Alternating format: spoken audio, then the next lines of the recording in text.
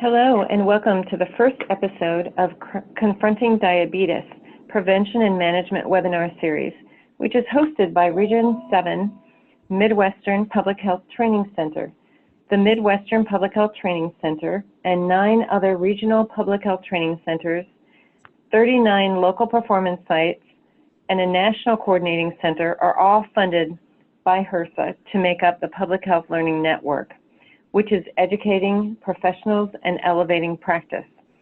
This is Lori Walkner, and I'm the coordinator for the Midwestern Public Health Training Center.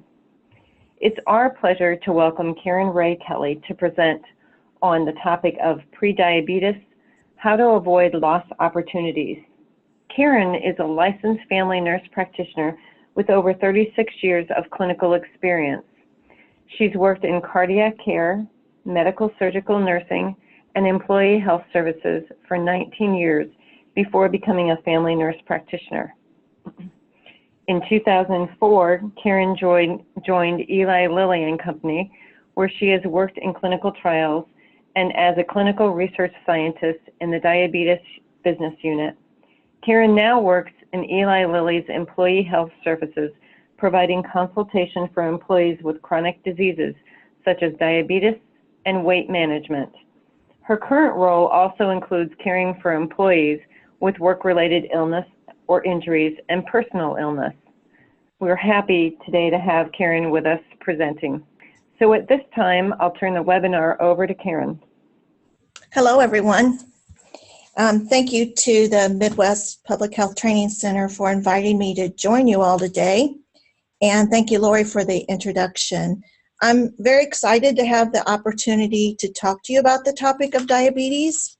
In my current role as an occupational health nurse and a nurse practitioner, I was lucky enough to get the opportunity to develop a program to help our employees who have prediabetes and diabetes.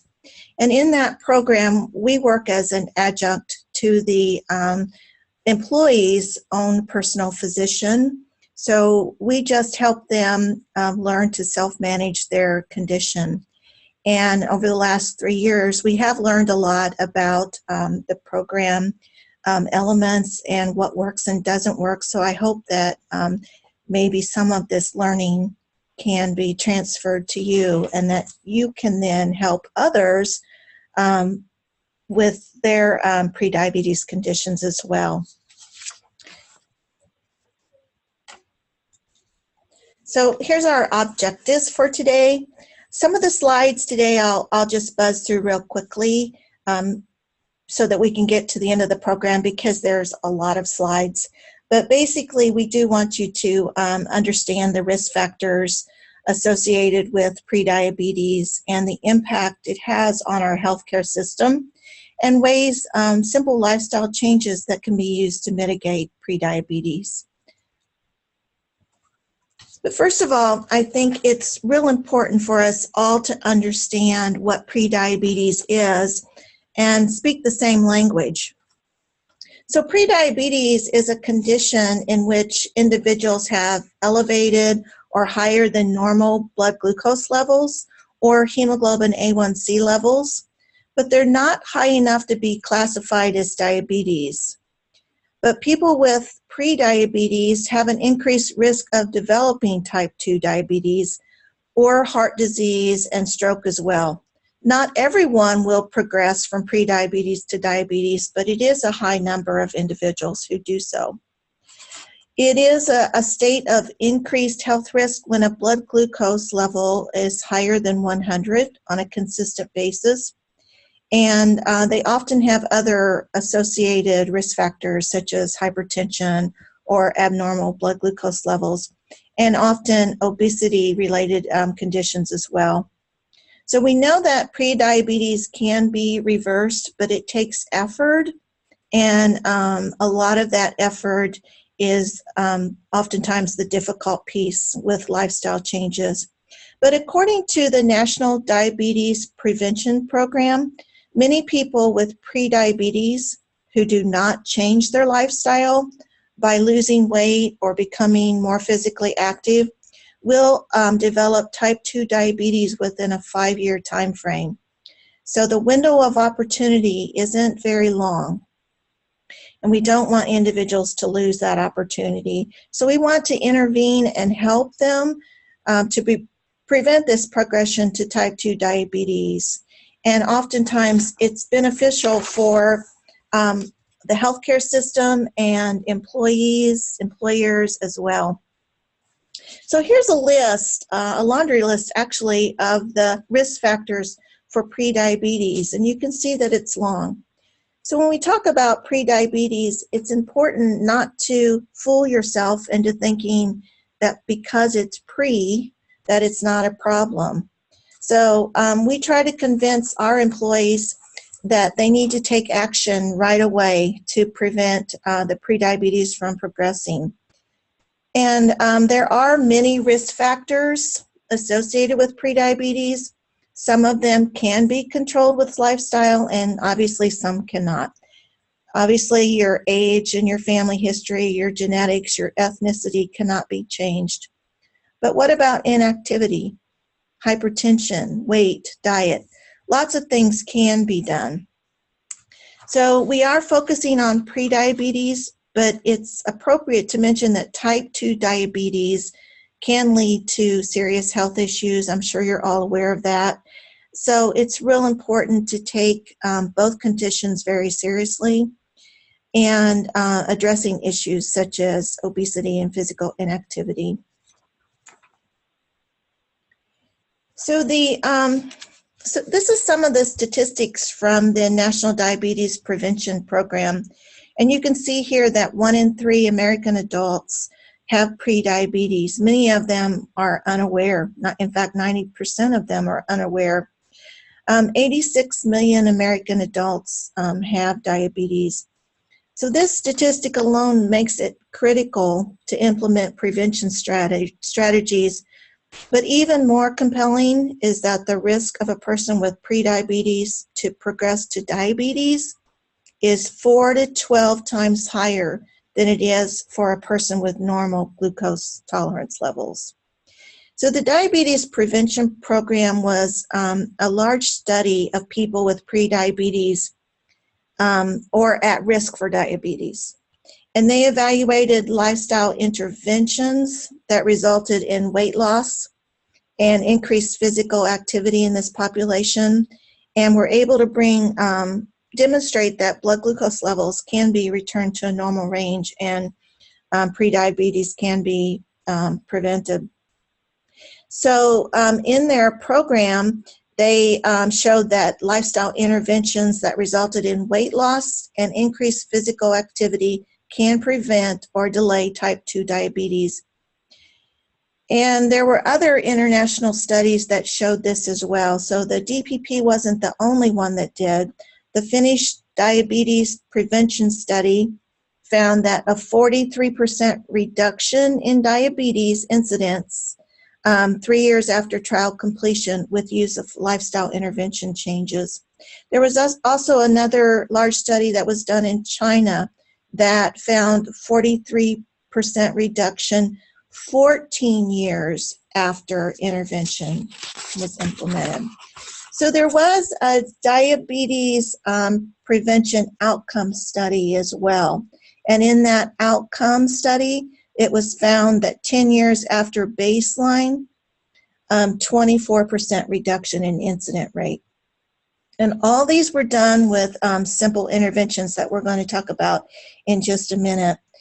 So the study was so compelling with these interventions that in 2010, Congress authorized the Centers for Disease Control to establish and lead the National Diabetes Prevention Program, or the NDPP. So you may be aware in your community of the YMCA programs for diabetes. These all started as a result of this CDC program. United Health Group and YMCA were the first organizations to partner with the CDC for the National Diabetes Prevention Program. So the program itself did show that 30 minutes a day of moderate physical activity, along with the 5 to 10% weight loss, produced 58% reduction in diabetes over a 3-year period of time. And this was compared with the arm that administered metformin, which showed a 31% reduction. So oftentimes you'll hear people say that exercise is equivalent to metformin. We might even argue that exercise is superior to metformin based on this. But physical activity and weight loss helps the body respond to insulin. In this study, there were 3,797 participants, and the data analysis was done on 2,916 participants who actually completed their follow-up data. The mean weight loss was 4% over a 12-month period of time. So here's a list of some of the lifestyle interventions that were used in these random controlled trials. And really, if you look at them, they're not actually too difficult, are they? So reduction in dietary intake, reduction in fat, increase in physical activity, increased fiber. These are a lot of the things that we tell our patients every day. And we say you've got to lose weight, you have to watch your diet. And those are sort of the catchphrases that people hear oftentimes when they have a visit to their primary care provider or to other institutions. So it obviously is a consistent message, but I think the message isn't getting through to individuals. Oftentimes I hear patients who come in and they say, oh, my doctor told me I had to lose weight, or my doctor told me I had to change my diet. And they'll try an Atkins diet or Weight Watchers for a couple weeks, and then they've gone off their diet and gained the weight back. So it's really kind of a teeter-totter, method of trying to help people. So in our institution, we implemented a program very similar to the diabetes prevention program that the CDC set up. And we'll talk a little bit about some of our successes and some of our failures. But keep in mind, these are the lifestyle interventions recommended. So the CDC, again, did lead the National Diabetes Prevention Program, and it is an evidence-based lifestyle change program. And these are some of the elements of the program that, that they have implemented. It is structured, and it's a recognized lifestyle change program, and it can be done in person or online. And it was developed specifically to prevent type 2 diabetes. So it's designed for people who have prediabetes or who are at risk for type 2 diabetes but do not have diabetes yet.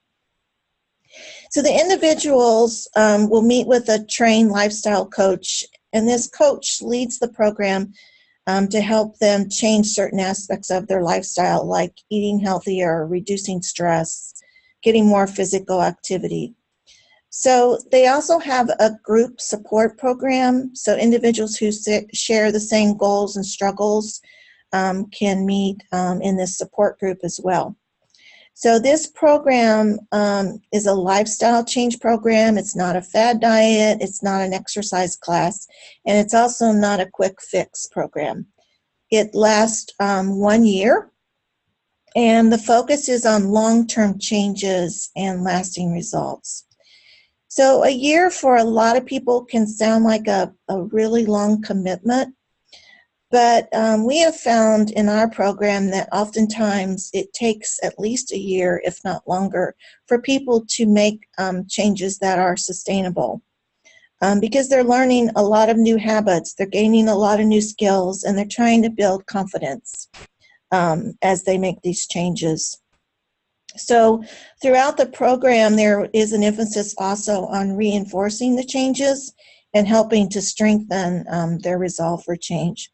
So staying in the program for a full year is essential to help individuals stick to new habits and avoid slipping back into old habits.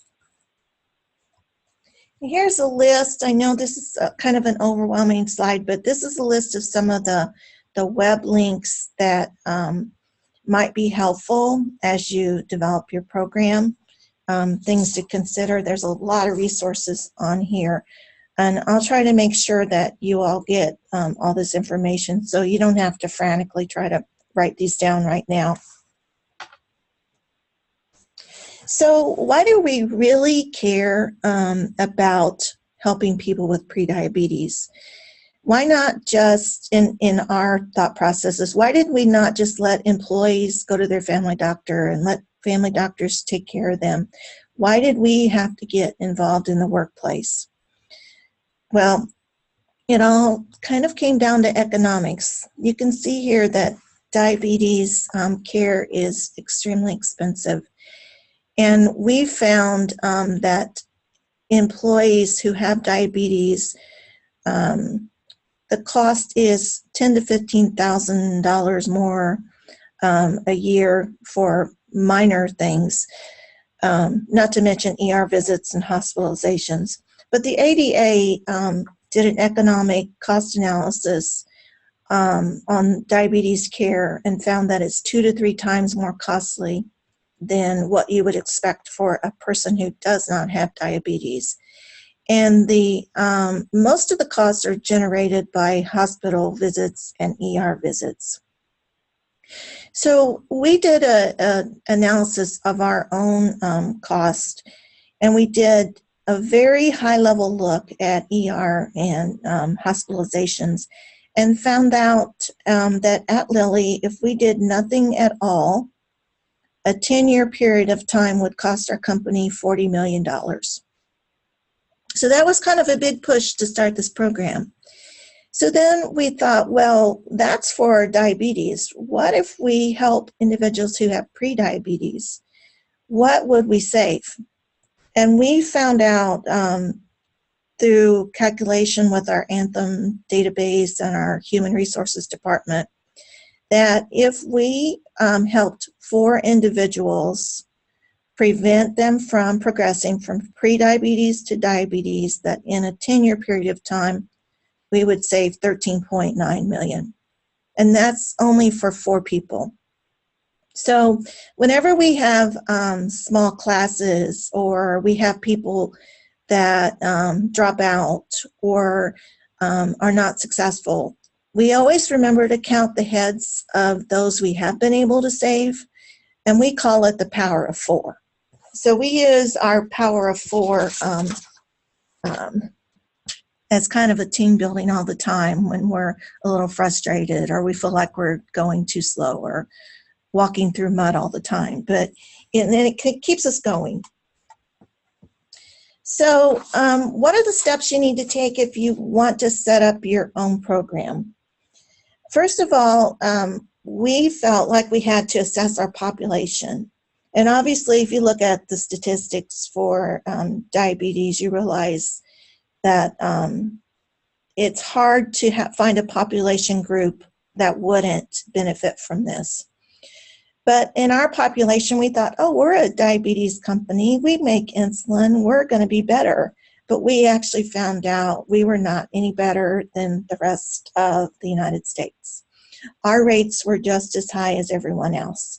So then we decided that we wanted to do something, but would our employees really want our help? So we surveyed our population group, and we found out that they overwhelmingly wanted the help. They wanted diet instruction. They wanted to know what they should do. So we felt like we were ready. So then we started screening. So there are a lot of different ways that you can screen, and we'll talk about a few of those. We chose to do blood glucose screening with a reflex A1C. So if anybody's glucose is higher than 99, fasting glucose on their wellness screenings, then they reflex and get an A1C test. That may be something that's not cost effective for everyone, but that is the path that we chose. Then we implemented some various wellness programs and used a lot of our resources within the company. But there are community resources you can use, and the YMCA is one that's well known for this. But early intervention is key, so we also took our program a step further, and we now offer a weight management program for individuals who may not be pre-diabetic yet, but if we don't help them now, they can become that. So here's a list of individuals who should be screened, and again, it's another long list. So I don't know the average age of population groups you're working with, but anyone 45 and older who is overweight should be screened for prediabetes. And they should be regularly screened annually or every 2 years. Individuals who are under the age of 45 but who have risk factors should be screened as well. And those risk factors are listed on this slide too. And those would be if they're physically inactive or have history of elevated blood glucose, family history of diabetes, gestational diabetes, or their own birth weight was 9 pounds or higher, polycystic ovarian syndrome. There's a long list here.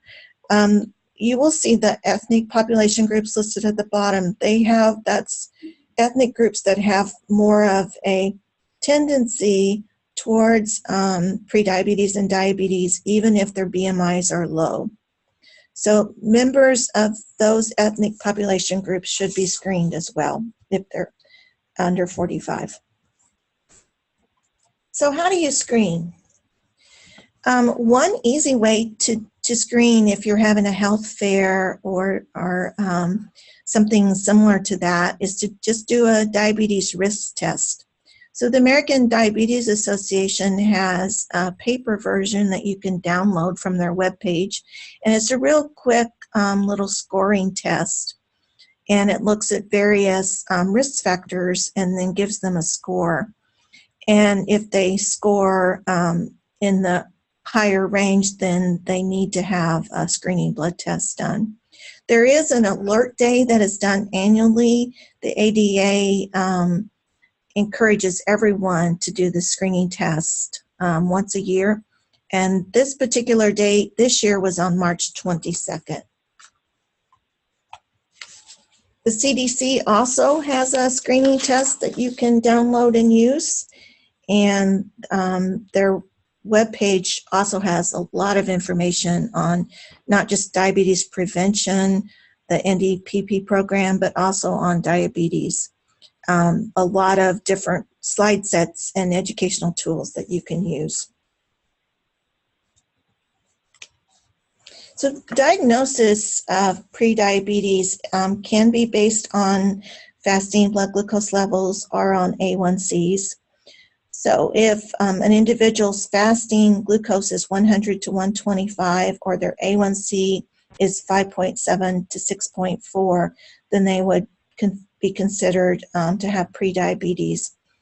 And then you can see the diabetes blood glucose ranges and A1Cs on the slides here as well.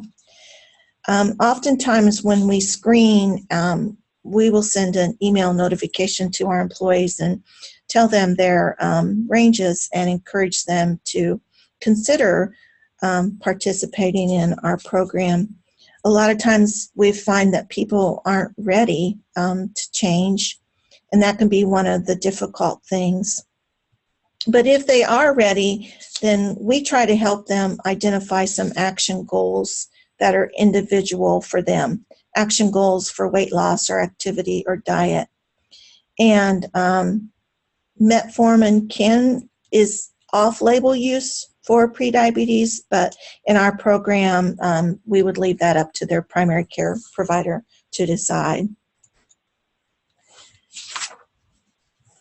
So it's important to consider some of the terms as well, and they're three things that are listed here that can be a little bit confusing: insulin resistance, impaired glucose tolerance, and metabolic syndrome. So insulin resistance is when more insulin is needed to lower blood glucose levels.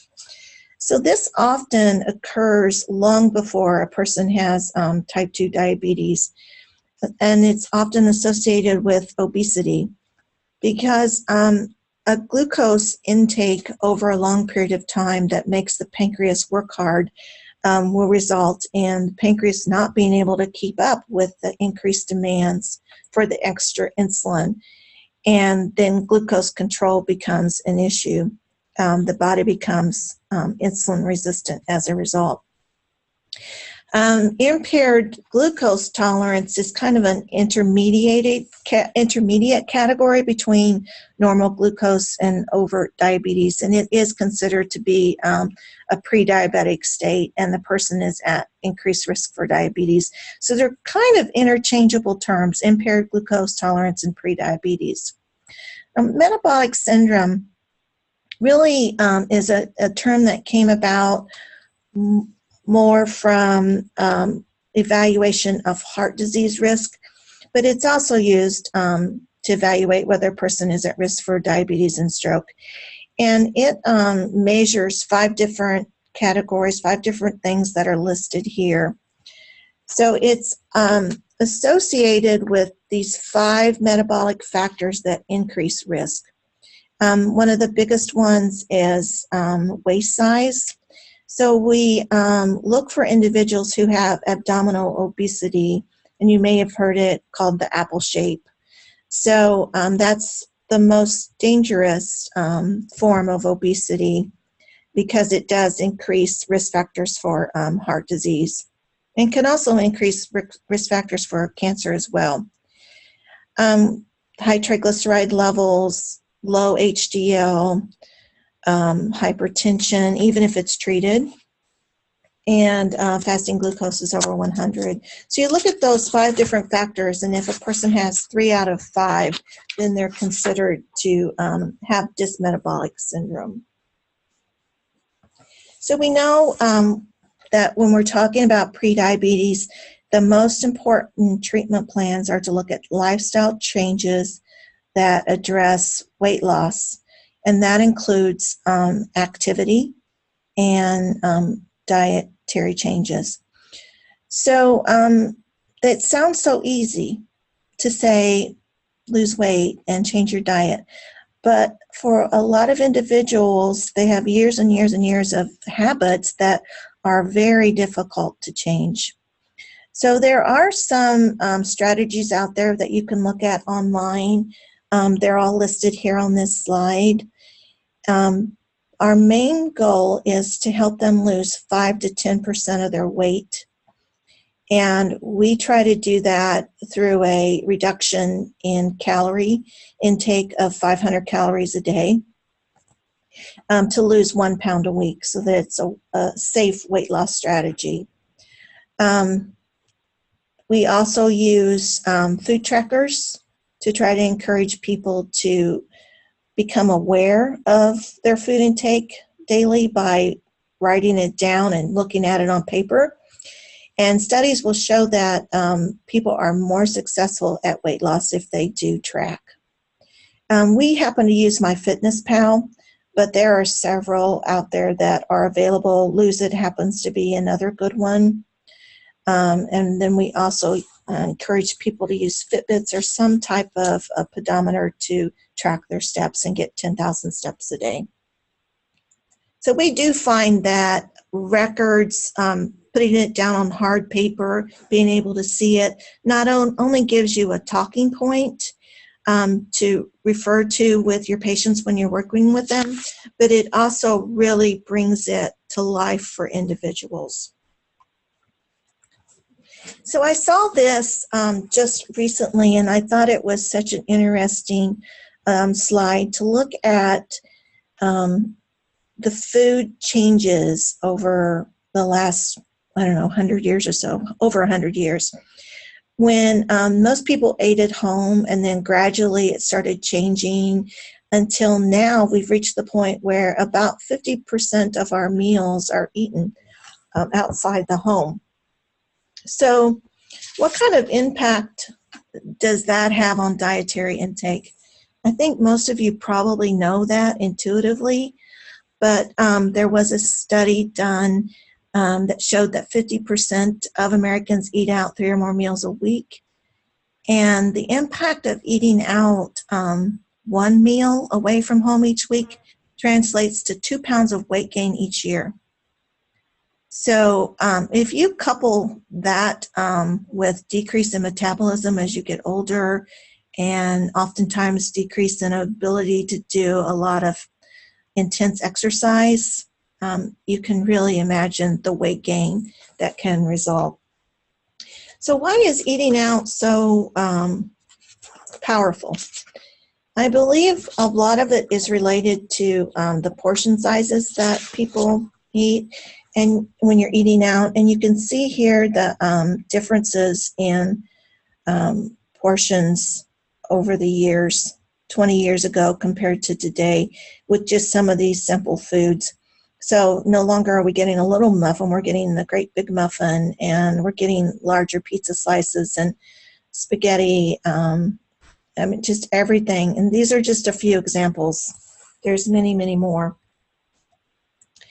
So when we talk about dietary considerations with individuals who have prediabetes, these are some of the components we discuss. So obviously we talk about choices and portions, and we use the plate method, which I don't know if you're familiar with it, but I have a slide that shows that in a little bit, so we'll come back to that. We talk a lot about what is a healthy pantry. So when you go home from work, if you're rummaging through your pantry, at least you're going to have something healthy and not cookies and candy and chips and things like that. Grocery shopping is discussed, and then a lot of focus on planning your meals for the week. But I think that I don't know why I put these at the bottom, but emotional eating, carbohydrates, and baby steps are 3 things that I feel are so important. The baby steps that we talk about, we try to get individuals to form a goal that they want to meet, a short-term goal and a long-term goal. And the short-term goal should be a baby step behavior change. And then we stack one baby step on top of another baby step on top of another one until, without a lot of pain, an individual has made a behavior change that's successful. So for instance, if an individual comes in and we're focusing on their diet, we don't talk about changing their entire diet all at one time. We focus on one element, and it may just be changing breakfast for a week or 2, and then reviewing that. And then it gives them a small success, and then they feel very good about what they've done, and they can move on to another behavior change. So this method we took from B.J. Fogg, who has studied behavior change at Stanford University for maybe close to 40 years. You can look up his information online. I think you'll find it very informative. But I think using behavior change, whatever method you use, is critical for success. We also know the importance of understanding emotional eating and stress eating. And I've learned through this program that there are more than one form of emotional eating. It can be happy eating, social eating, stress eating.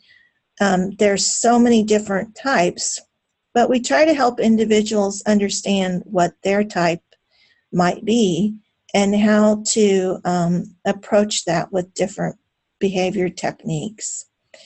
And I included carbohydrates in the 3 that I think are important because it's so necessary for people to understand that there are good carbohydrates and bad ones.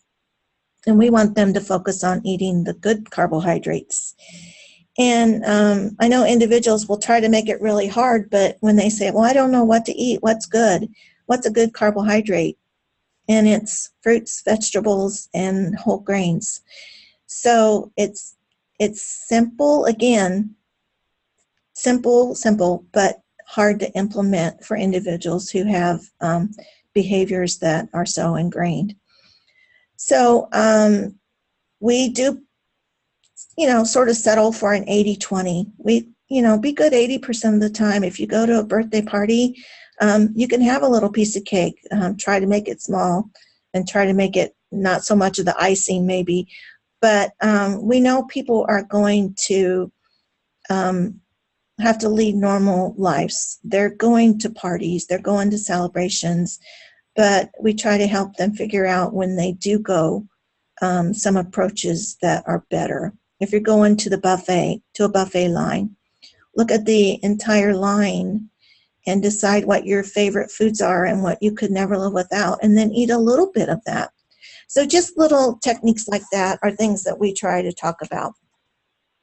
So we also talk about nutrition on the go, because so many people are on the go. You saw the slide that showed how many people eat out.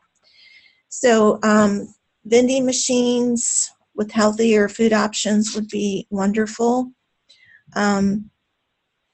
If you're going to a pitch-in, try to pick a healthy food that you like that maybe can be the focus of your meal. Load up on your lunch box with healthy foods and make that be your focus of foods for the day. We use an app called Fujicate. I don't know if any of you have ever used it. You can download it free. And it has a food finder on it.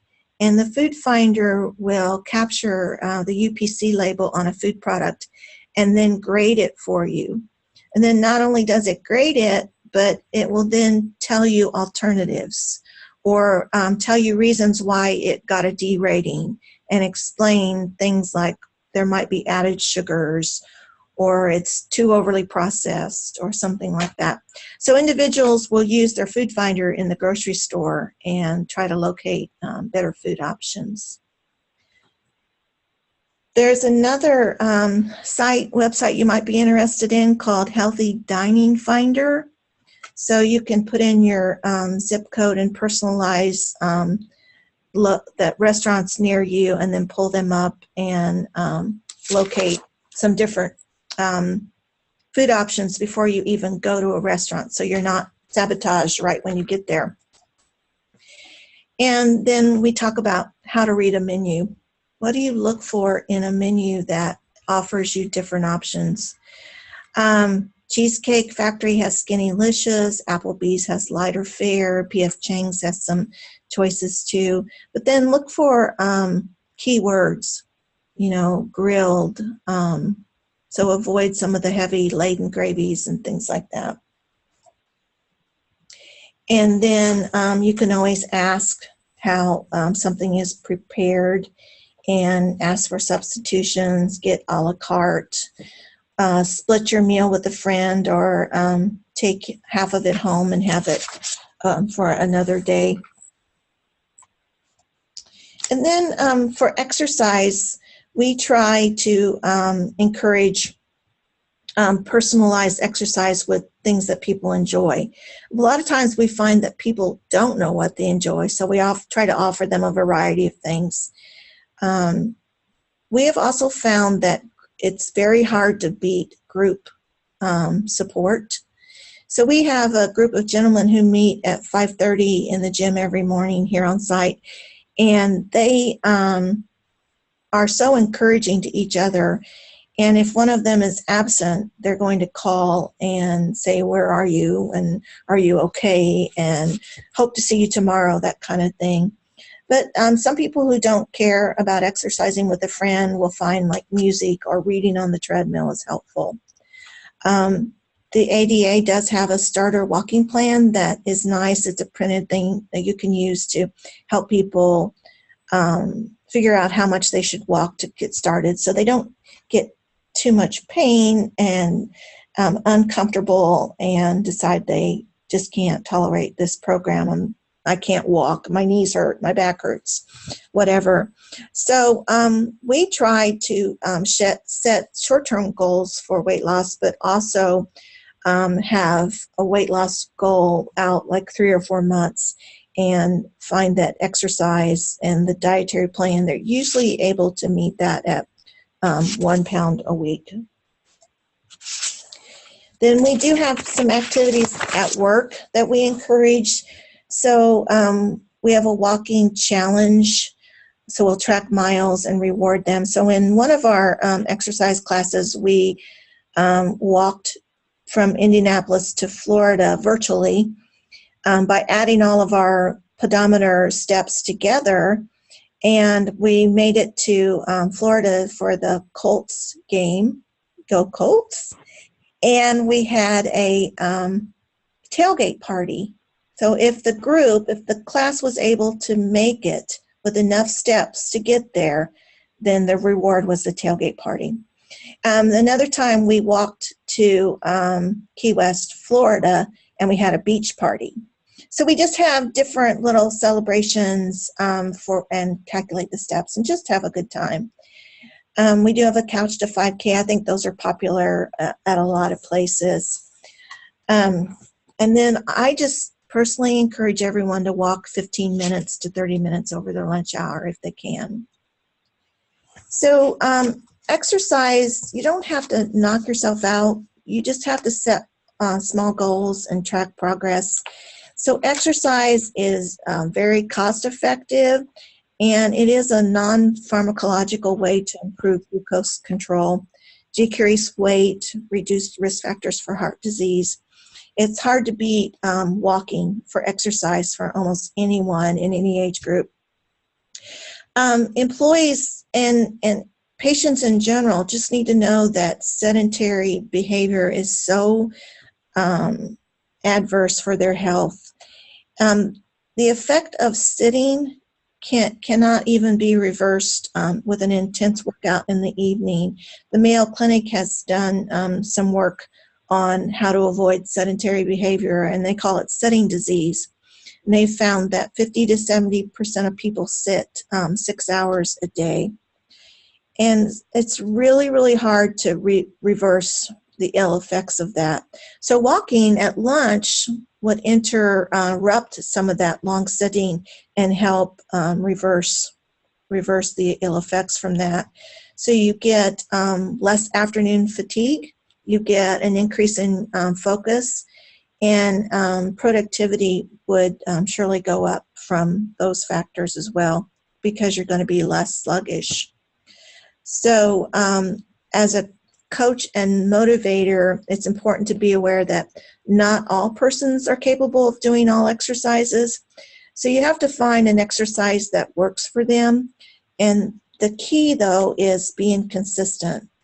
We encourage 150 minutes of moderate activity and 75 minutes of vigorous activity per week.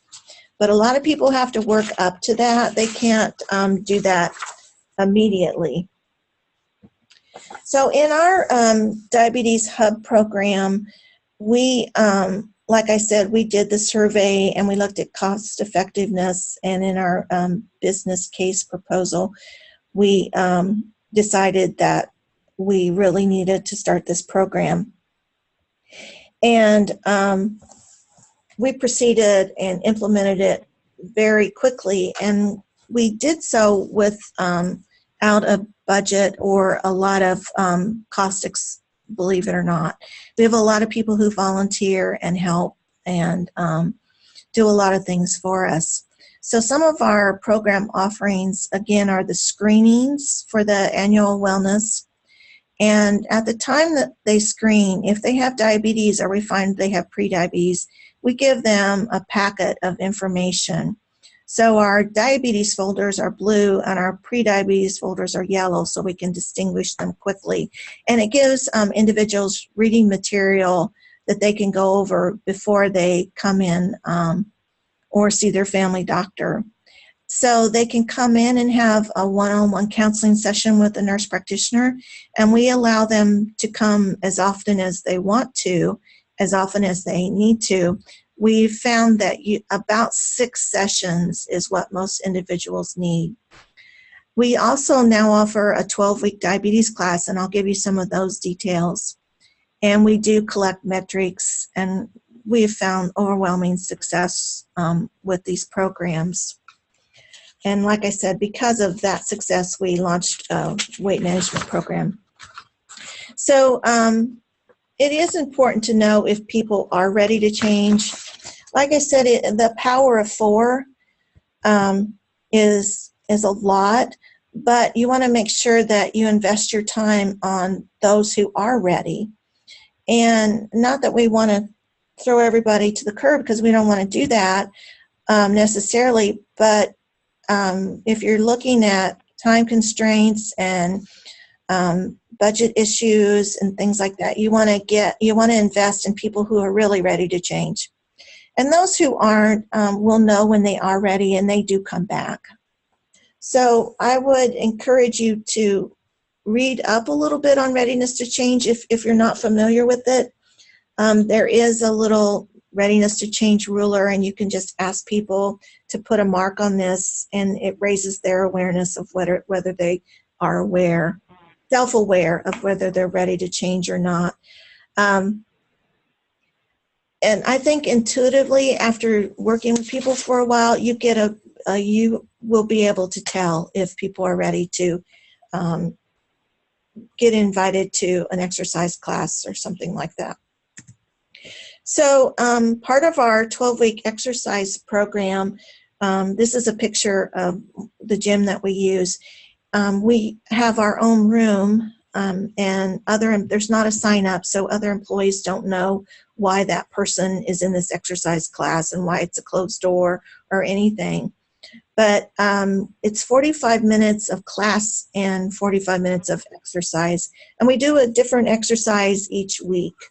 So they're exposed to yoga and Zumba and cycling and circuit training and all sorts of stuff. And then here's a list of some of our topics that we discuss. This is an example of our schedule, and they get a schedule each week, and we try to make it upbeat. So we have a song of the week and a quote of the week and an app of the week.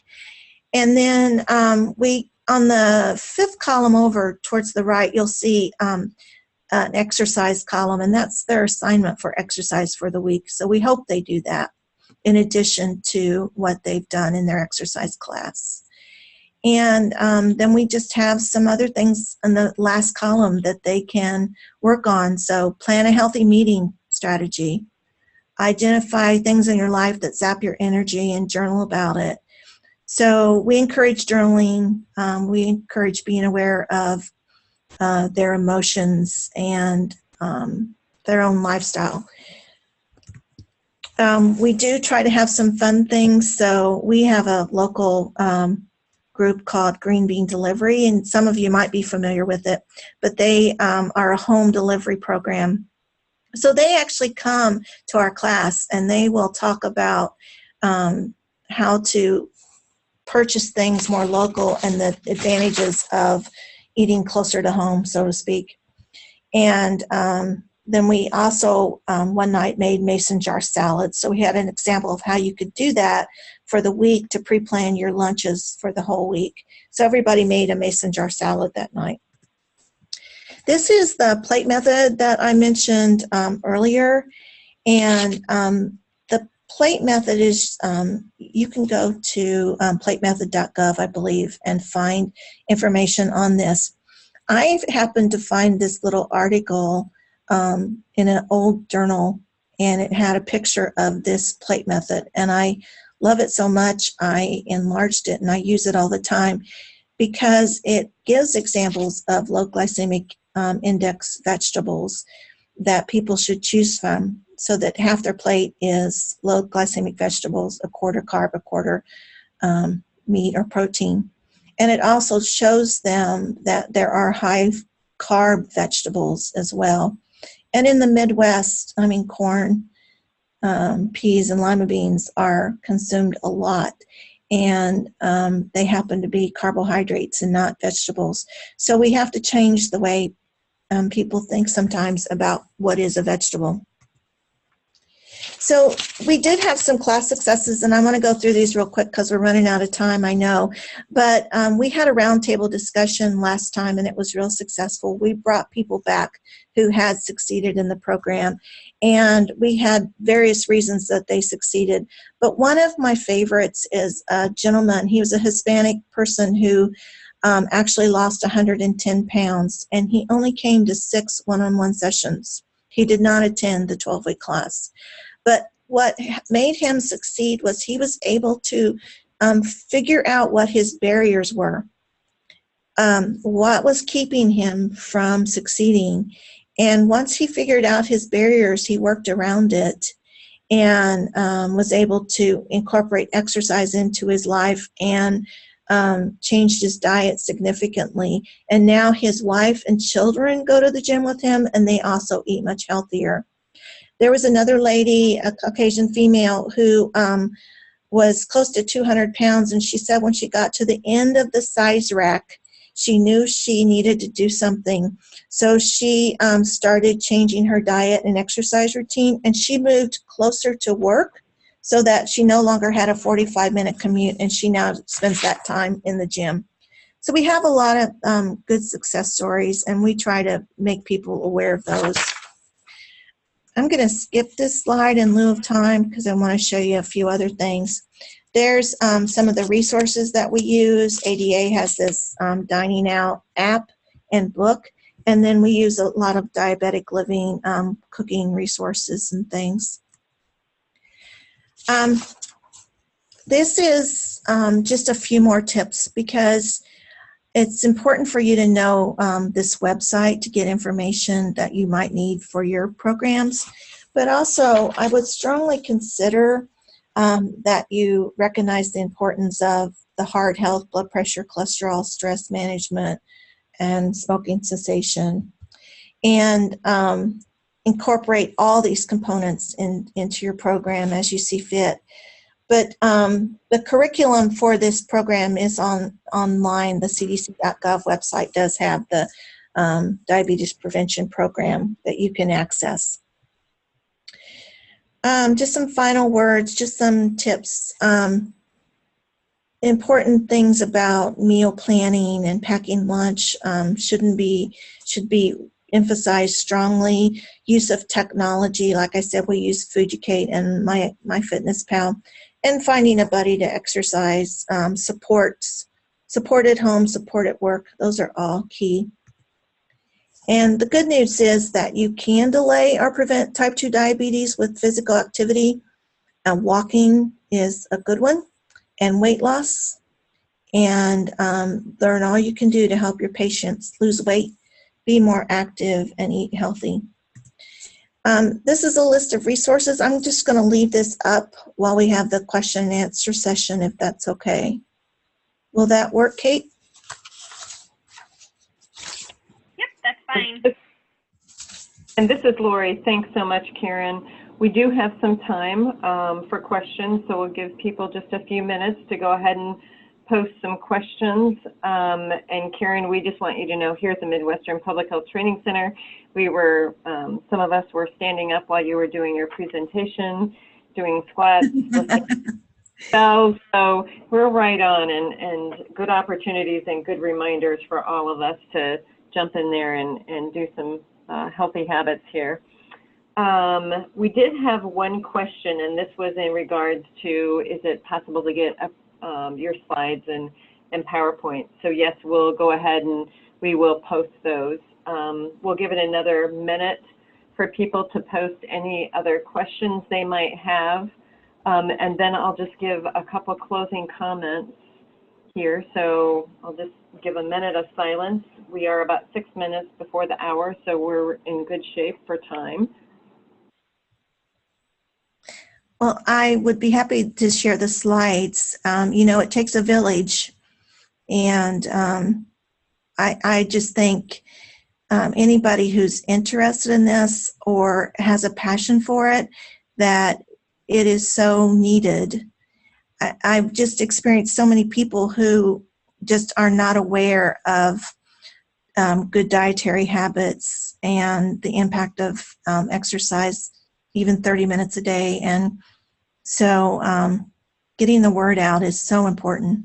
Thank you to everybody who does so. And Karen, we do have one question that did come in, and Okay. that what program does those home delivered meals and presented on healthy eating to the class? Also, where can one get the plate shown on how to divide your plate? I could send that plate method information out by email to you. I copied it out of a journal article.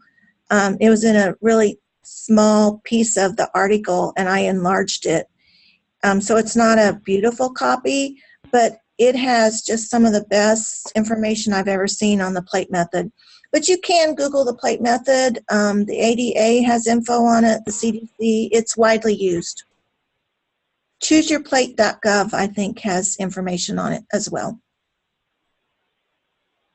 Okay, thank you. It looks like those were all the questions. So again, Karen, I thank you for providing us with this very informative presentation. And thanks to all of you for joining us today. The resources, as we mentioned earlier, that Karen shared, and additional resources, including links to some state-based diabetes prevention programs, will be available in a few days. You'll receive an email with links to the archived webinar, the slides, and resources, which will be posted at www.mphtc.org. Also included in the email will be a short evaluation for the webinar. We ask that you take just a few minutes to fill that survey out. We'll use your feedback to help improve the webinar series. And I'd like you to know that the next webinar, episode 2 of Confronting Diabetes Prevention and Management webinar series, will take place on August the 10th. Registration will be open soon, so we hope that you will watch for that. And again, we just want to thank all of you and hope that you have a great afternoon. Thanks so much.